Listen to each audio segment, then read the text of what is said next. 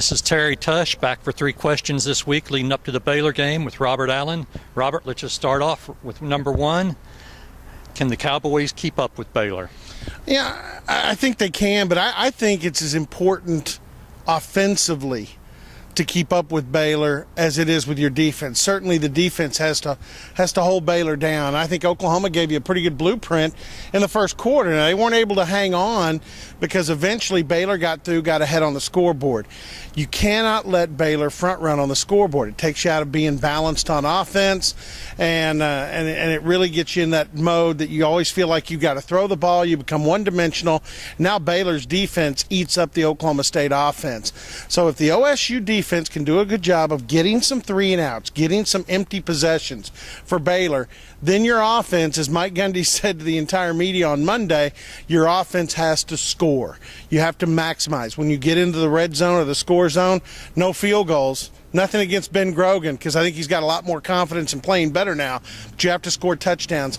You've got to convert. You've got to get yourself some yards on first down so you don't get stuck in those tough third and medium and third and long situations. The offense has to play along and put points on the board. If they don't, they're going to leave the defense out to dry. If the defense doesn't get some 3-and-outs and Baylor scoring all the time, then they leave the offense out high and dry. Question number 2. We know what Baylor's offense is capable of doing. They're averaging 61 points a game.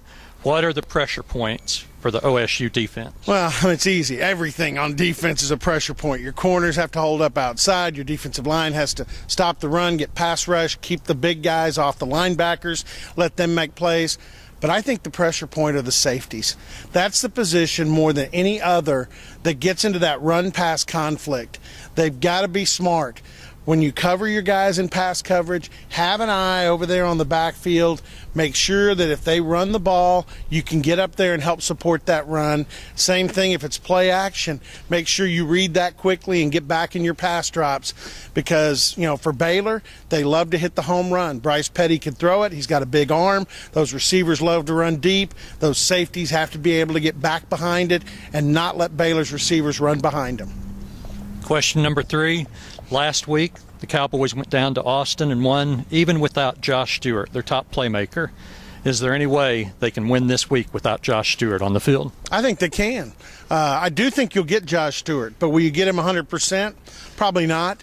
So you may not have 100% Josh Stewart anyway, but even if you play without him, I think you can because I think you've got Clint Shelf who's coming along. I think Clint's developing some great relationships now in the throwing game. Certainly he has it with Tracy Moore, Charlie Moore, but he's getting better with Juwan Seals.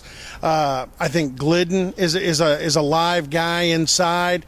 And I also think you may see something, and let's not show this to Baylor, but you may see something we haven't seen a whole lot of this year. Remember how effective Kai Staley is out of the backfield? I think Kai Staley becomes somewhat of a secret weapon this week with Baylor. For Robert Allen, this is Terry Tush for Fox Sports Next and GoPokes.com.